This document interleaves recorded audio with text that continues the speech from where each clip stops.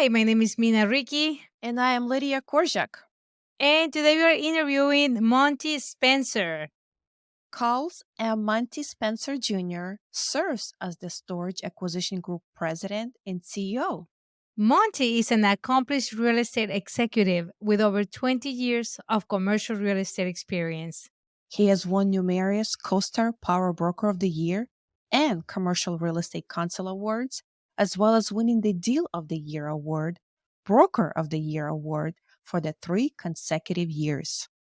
Distinguished throughout the industry for developing dozens of high profile retail projects, Monty has brought this unique blend of expertise and ambition to spearheading the Storage Acquisition Group. He received his BA from the University of Mississippi in Business Administration and Marketing. And welcome to the show, Monty and Heatherly. Thank you. Yes, Good to be welcome. We're so here. honored that you guys. Oh, yes, we're so honored to have you both. We're happy Let's to be here. let's start from the beginning. You guys are in the self-storage space. And Monty, you've been doing it for a while. Can you share a little bit of the background? How did you get started? Sure. So I've been exclusively involved with self-storage for approximately 10 years. I started in commercial real estate about 30 years ago. And the focus at that time was, figuring out what I was interested in. And primarily in those days, we didn't use the internet or things like that. We just opened up the yellow pages and went down, started at double A or triple A, whatever, and just started calling people to see if they wanted space, needed space, what they were interested in. And I would just park my car and walk down the heaviest trafficked road in our area and walk from business to business and just introduce myself and walk in, and people thought I was crazy. I would just walk in and say, "Hey, I'm in commercial real estate. I wanted to see if you wanted to buy or sell or move, or what do you need?" And after a while, I walked into meet a guy that owned a restaurant, and I said the same thing. And he said, "You see that shopping center across the street? I've been wanting to buy that for years, and the guy won't deal with me." He said, "If you can get it together, I'd definitely buy it." So we were able to do that. And I quickly realized that I enjoyed income producing properties more so than just doing leasing and so forth. So, not that I stopped doing that. I just, I enjoyed it more. And over the years, got a little more proficient in understanding markets. And yeah, I'm in Hampton Roads, Virginia, which is we're based in Yorktown. And understanding markets throughout the country was definitely a big step from just, a regional approach of understanding your market where you live. And so over time, I started branching out and getting a bigger geographical area that I covered, focusing on income producing properties. And about 10 years ago, one of my guys at the office had a self storage property listed. I wasn't even the point, but he received a call from then the CEO and founder of Prime Group, and he was asking him about the particular property. And my guy says to me, "Hey, you need to get on the call with this guy. It's a little too much for me to talk to him about this. So you need to talk to him about it." So I got on the phone with him, and next thing you know, he put a contract in on this particular building. He said, "Hey, get me a couple more." And me being very naive, I just said, how hard could it be? Sure, I'll get you a couple more. Not understanding at the time, Williamsburg, Virginia was very, very tough market to get properties. But we ended up getting two more. And at that time, I just went back to we closed on all three. And I just, we closed and I went back to my normal life of retail and development and brokerage and things of that nature. And about 2 months later, I still remember I was in my backyard of my old house and I received a call, and it was the principal of Prime. And he said, "Where are my deals?" And I said, "Well, I thought, we were done with that. I'm moved back to my normal pursuit." He said, "No, you're really good at it. I'd like you to keep on bringing me stuff." And so I was pretty happy doing what I was doing. So I wasn't running back to do that, but he said, you remember those guys that you told me about? Why don't you get them on the phone? So we got on the phone, and right there, he made another deal. And I was like, well, I guess I'm going to have to keep bringing deals to this guy so we can keep making deals happen. And so that was, like I said, about 10 years ago. And since that time, we've sold them a little over $2 billion in assets. I don't know how many. That's a lot because I come from a commercial site as well. And that's a good client that you have. Is this your only exclusive client that you're working right now? Well, in storage, yes. I Okay. own my own properties, and I have to focus time on those as well. But as far as brokerage goes and in storage, yes, that's the only client that I work with. And we every year I'll do a couple of other types of assets, whether it's apartments, or a year ago I sold a city center in Newport News, which was an interesting deal.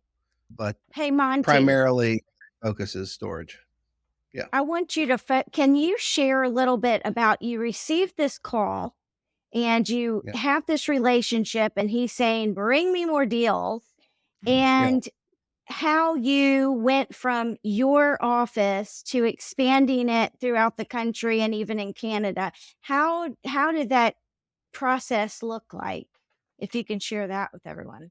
Well, what it clearly wasn't, it was one step at a time and small growth. And basically, because I was a broker for so long and an agent going out there and fighting these wars and slaying the dragon, so to speak, you realize how difficult it is on the back end.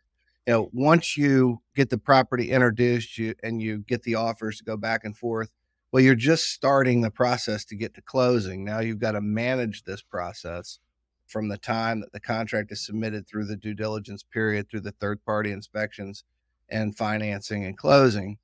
And so my experience in the past allowed me to look at it from 30,000 feet and say, what do we want to accomplish? We want to procure off market self storage facilities and buy them. And I want my guys on the street to not waste their time, doing all this follow up work. I want them knocking on doors, meeting people, and bringing those opportunities to the fore.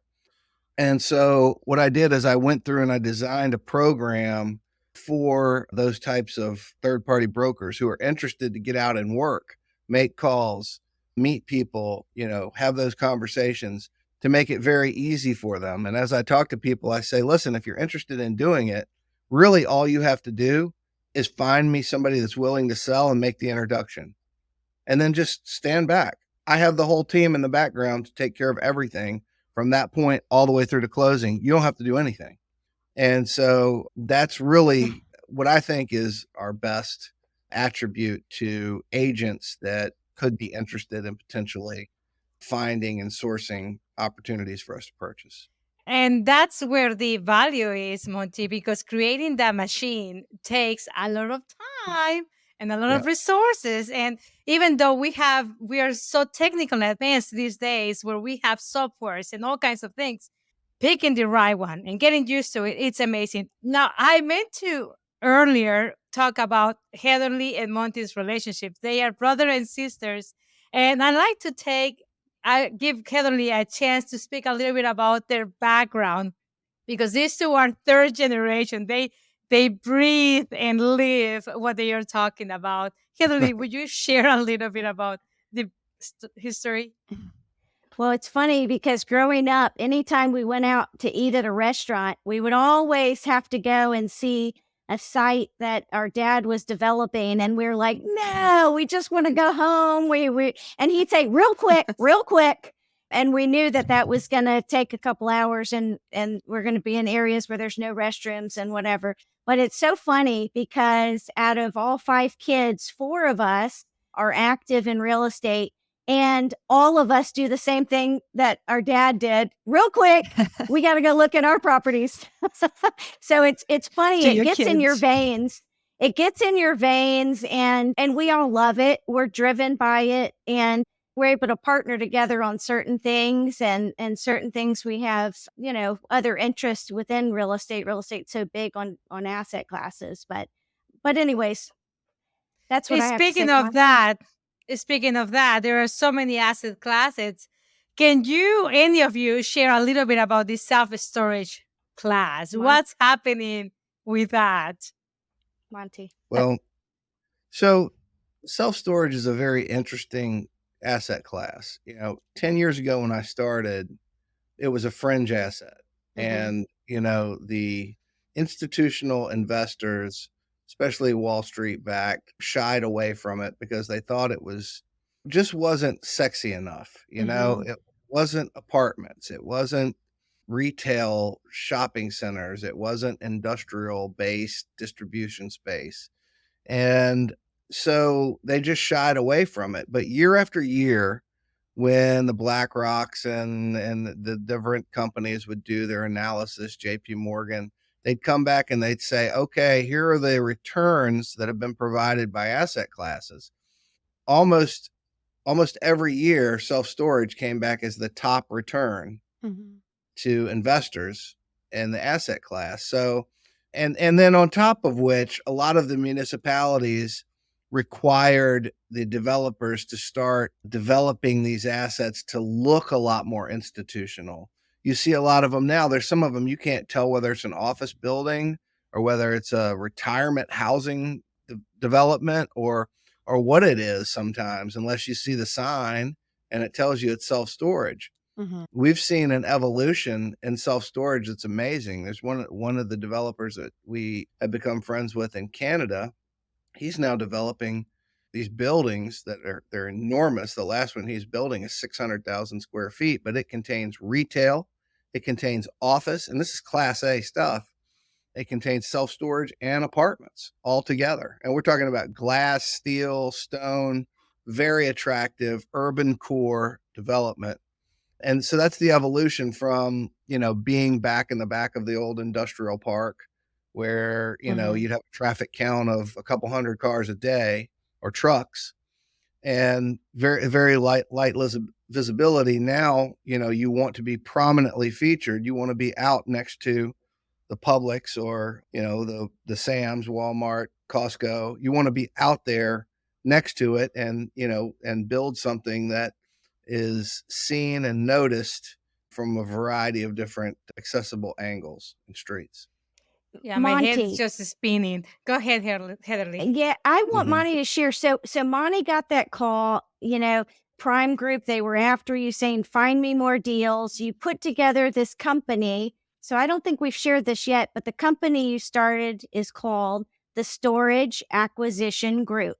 So it's very clear with the name and what you're trying to accomplish. You begin to form a team all over the country and now in Canada. So you've got this whole basis, the whole country covered in Canada. And now you have these agents working everywhere, knocking on doors, bringing you deals. It comes into our internal team where you've got everything covered. And then it ends up going to the client. Right.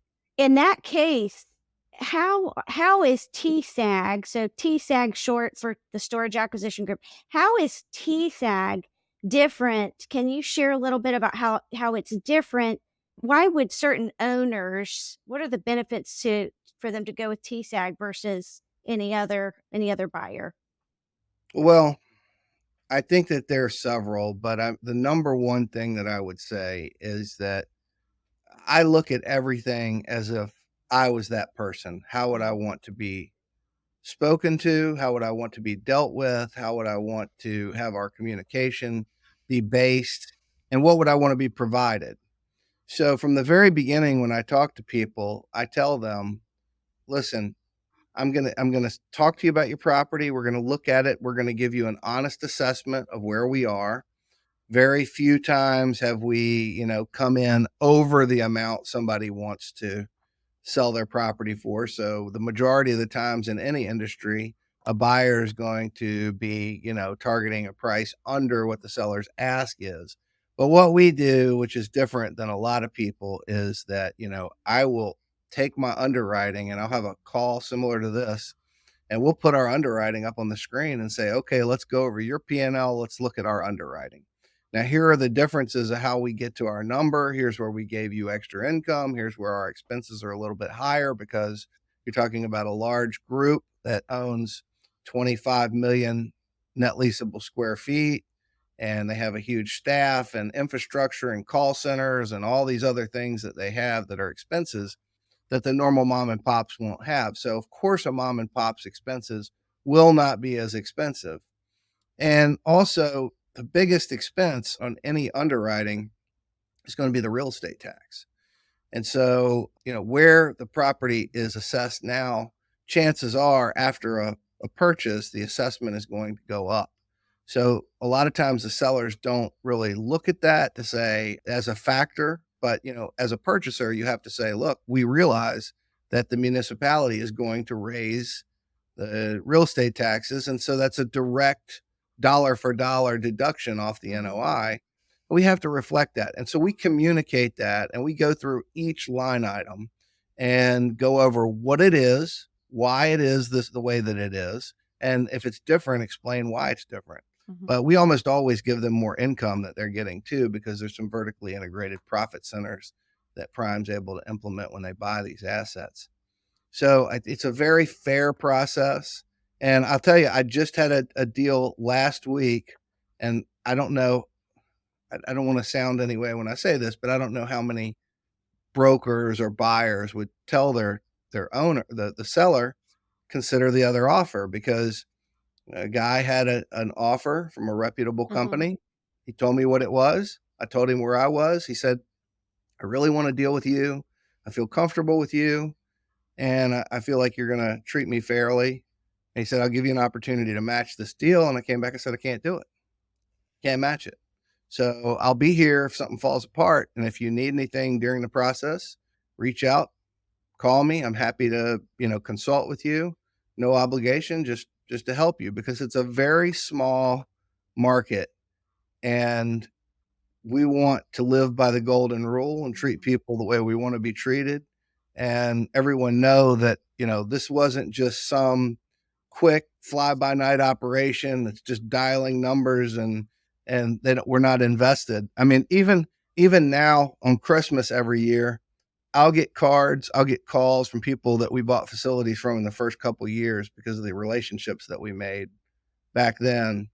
And I'd like to be able to stay in more touch with them, but it's hard with everything else you're doing. But it's still, I mean, we still try to maintain those relationships. And I get calls from people and say, hey, I know somebody that could be considering it. And I told them, you're the only person to deal with. Monty, it So sounds like you're running a very white glove business. It's very exclusive and you care about the people, not just, yeah. You're not only taking care of your buyer, but you're also taking care of the sellers. You're trying to, understand all the sides, even you explaining, going line by NOI and telling them, yeah, in here you kind of went short, in here you're under. So that's explanation. So it's a conversation. It sounds like it's a teamwork between the seller and the buyer and you're offering this white glove, amazing service. That is great. That's actually your secret sauce, I believe, in your company. Well, I So think it's the team, the team yes. together, they all help each other and they help the clients and our client. They help the sellers and our client. And we do everything we can to make the process as seamless as possible. But it's commercial real estate and the market's changing all the time and things get dirty. Yep. When you're underwriting things and you realize that something is different than the way you initially looked at it under an inspection, and you have to get in there and you build that equity with Correct. the person. Yes. So when you come back, they know that this isn't just some predetermined way to beat them down on price, but it's actually, this guy's not going to tell me something that isn't true. I realized Correct. talking with him, he's given me the real story. Yeah. And so that's what's very important to me. And I tell everybody, our mission statement at the Storage Acquisition Group is not buying assets. Mm-hmm. Our mission statement is to establish outstanding relationships. And secondly, selflessly promote other people's business. That's our Great. mission statement. That's awesome. Mina, I had an interesting experience the other day. I was showing properties to a family with 2 kids, and we had 10 to see. After viewing about half, the family was getting pretty hungry and they really just wanted to continue the other day. So, what did you do? I went to my car and pulled out a bag of delicious Rickey Jerky. They loved it so much they were able to continue our day without any issues. All the ingredients are 100% natural, plus every strip is seasoned, marinated, and smoked by hand to give you the best experience and slap you back into the gear. But I need to buy some more. Oh, just head over to rickysjerky.com and use the discount code, the code REI, for 15% off your first order. So whether you're a busy real estate agent or just looking for mouth-watering snack on the go, Rickey Jerky got you covered. You touch something that I like to talk in this podcast a lot. Team. Team make a company or break a company. Can you explain to our listeners who are part of your team? And I want you to go into details, from somebody that's doing something simpler to like a professional like CPA to attorneys. I want to hear your whole team structure, and I'm sure the listeners want to hear that as well. Well, so it's somewhat convoluted because we're so integrated with Prime, and Prime is the actual client to some of the professionals. But because of the way that we interact with them, our due diligence coordinator, Anna Bumer, once we get something under contract, she is the liaison with the seller, and she is in touch with the people at Prime, and she's getting all the information, setting up the Dropbox, then sending the invites to all the stakeholders involved in the whole process, which include the lenders, which include the underwriters at Prime, the attorneys, everybody that's involved with the process. And in-house, when we first get a deal submitted, we have Mary Jo Brodigam, who is our CFO, who is an underwriter of the assets when they come in. And then she works with her contemporary at Prime to go through and make sure that all of the underwriting assumptions are correct and ready. And then Lauren Swan is a newer team member who took the place of Tammy Buckley, who was with us for a long, long time. And Lauren trained under Tammy, and she's learned how to help put together the packages that we submit to Prime for consideration. And then, of course, the attorneys that we work with now are great because they're so used to how we do everything. I can call and text them at 10 o'clock on Saturday night and say, hey, where are you at with this? And they'll get back to me. Wow. Or send me pictures of their crying children and say, leave me alone.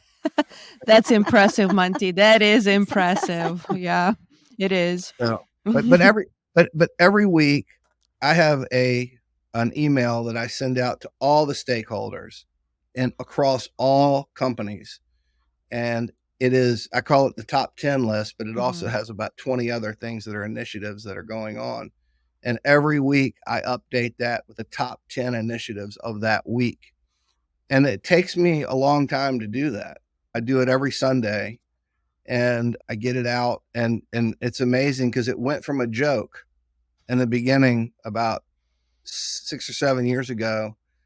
The attorneys and other people would laugh at me and say, what are you doing bothering me on a Sunday, sending me this? And now, new people have come into the fold and they're new professionals at different levels. I get actually emails from people asking very specific questions about conversations that they've had with other third-party people within the distro about questions about certain items within the top 10 list. So I've even had people tell me every week they print it out and put it right next to their computer. So they have it right next to them during the whole week.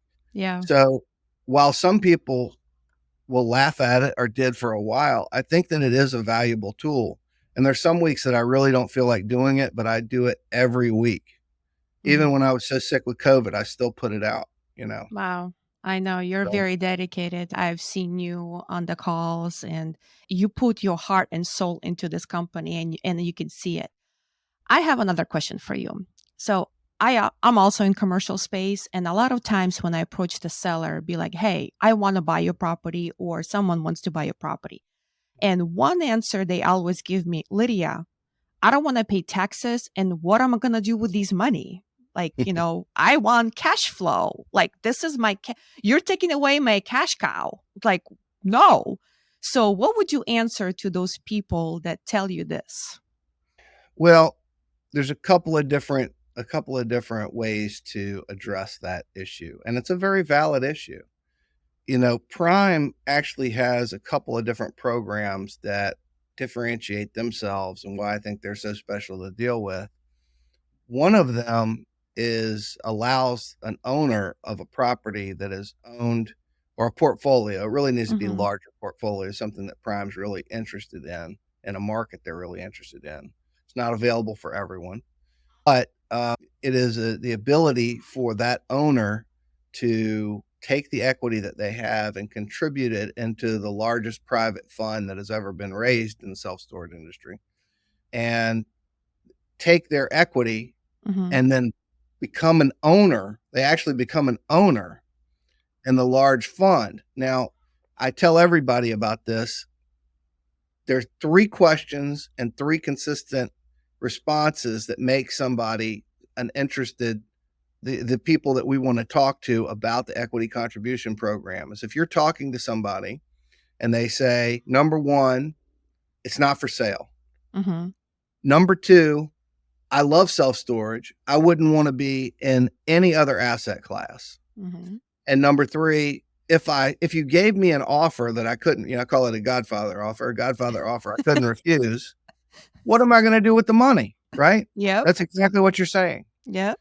So this particular program gives them the ability to, typically, you can't say always on anything, but typically on everything that we've analyzed, once they contribute their equity, they actually make more cash flow than they're making today.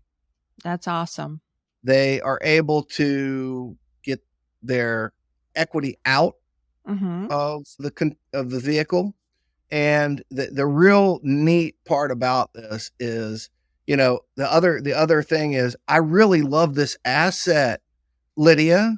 I love it. And, I know that even though I'm getting $20 a foot, in 5 years, I'm going to be getting $40 a foot. Right. Yeah. And so you can't really comment to that because maybe they will, maybe they won't. But the beautiful thing about this program that we're talking about with Prime is that, let's say they are getting $20 a foot today. Well, once they have been repaid all of their equity, from that point, every dollar that increases over the base rent when they contributed it, for every dollar, that seller will get 80 cents on the dollar forever. Okay. So he's not only getting all his money, he's not only getting all of his interest, he's not even getting the cash flow, he's also getting the ability to recapture 80% of all the gains without any personal endorsement. He doesn't have to sign any notes. And somebody else is taking care of the management and oversight of the assets. He can do whatever he wants to. And he gets the additional money, 80% of it as it grows. Wow. So if it does go to 40, he's fat and happy. He couldn't have possibly done any better. So I would say in that particular case, in self-storage, we're just talking about that. That's a great avenue for those types of developers. But again, it's very exclusive. Now, if you're talking about other asset classes, there's 2 things that people can do, and I'm sure they're familiar with them. One is a IRS 1031. Yep.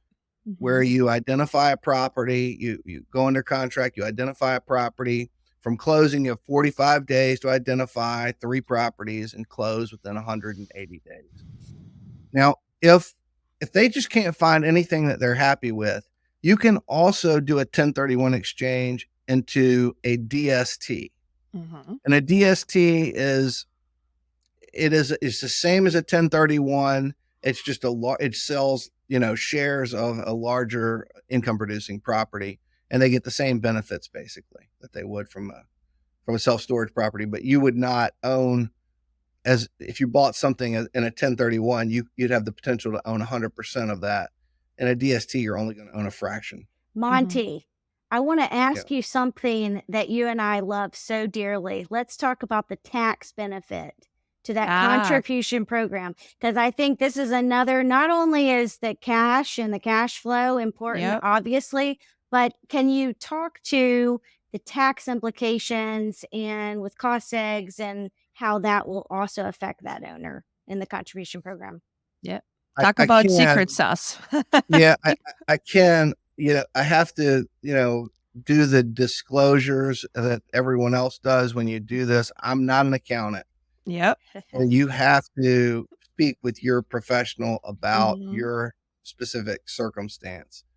What has happened in the past, and ideally what would happen in the future, is as you are involved with this particular program that we're talking about in storage, as the cash flow comes back to the owner who has contributed his equity into the fund, they will actually benefit from each purchase that Prime makes, going from the point they enter into the agreement until the fund is closed. Their cash flow is going to be offset by their percentage ownership of every cost seg that's done on every piece of property, and all the interest and depreciation on every piece of property. So ideally, those taxes will be on the distributions will be offset by your write-offs. That's different than a lot of other things where you trade for UPREITs and stock and things like that, where you don't get those actual benefits. You just get cash flow. It's distributed, and then you have to pay taxes on it. That's awesome. You know what? I think we need to bring your cost seg person here to explain to us what exactly it means, because a lot of listeners and a lot of our, clients don't understand the secret behind cost seg. And I've been learning this for the past 2 years. That totally blew my mind away, and the benefit of it. Yeah, it's interesting. And it definitely is. Cost seg is something that is very specialized. You have to get the right person to understand it. And you have to understand it when you're looking at 1031 exchange options, because not all asset classes are treated equally. Correct. And so you really need to understand, when you're looking at your different options, where are you going to be able to, what does that property you're buying need with CapEx, deferred maintenance, things of that nature? What are you going to put into it? And how does cost seg allow you to take advantage of your investment into it post closing? One last question before finishing. It's already been 30 minutes, y'all. Yep. Time flies. I love to think about the future, and every industry sees different things.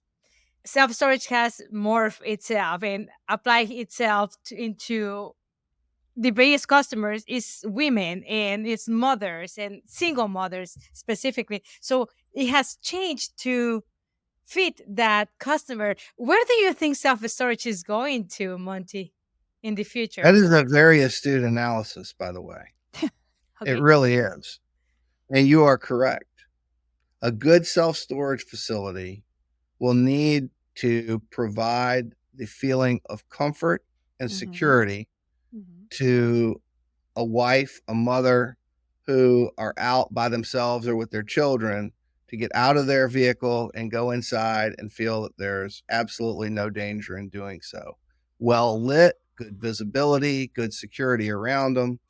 And the people that don't invest in those particular types of properties, they're going to suffer, because you are exactly right. That is who is doing the leasing, and that's who's going to the units primarily. Yeah. Where do I think it's going in the future? I think that, Americans they hate to throw away stuff. Okay. We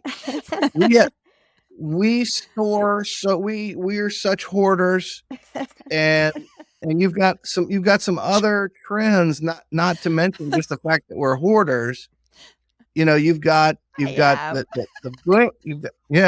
boomers who are downsizing, and you've got a lot of people that have lived in the Northeast where they have basements and the ability to store things in house, moving to southern climates where there aren't basements. And so all of these factors factor in to tell you that we're going to need a lot more storage. And there is a lot more being developed. So it comes down to analyzing the markets and looking at what does this specific market tell me with my existing supply demand? Mm-hmm. And what does this specific market tell me with what my expected supply demand is going to look like after all of these deals in the pipeline have been brought online? And now people are fighting to get customers and they're driving rates down and all these other things. What's it going to look like as an investor? So I think in target markets where you're seeing a lot of migration and positive migration and a high demand, it's still going to be very sought after. But some of these markets, you just have to be really careful because I'll look at it and I'll see, a good competitive landscape right now, but I'll see 10 deals on the books, Mm-hmm. that are going to come in and they're really going to hurt Yeah. some of these owners, especially the ones who are newer to the market and have Mm-hmm. big debt. Correct. The people that have paid their mortgage off and they can afford to fight those wars for a year or two while they're Mm-hmm. down, that's a different story. But the guys that have the big mortgages, especially the ones that just built 2 years ago when rates were significantly lower, and now that rates are significantly higher and you've got this glut of inventory coming online, there's going to be some challenges for some of the developers there. Totally So agree with you. I think to answer your question, as an industry as a whole, continue to expand, but on the purchasing side or the development side, if you're looking to develop something, you need to be careful to see what your competitive landscape looks like now and going into the future.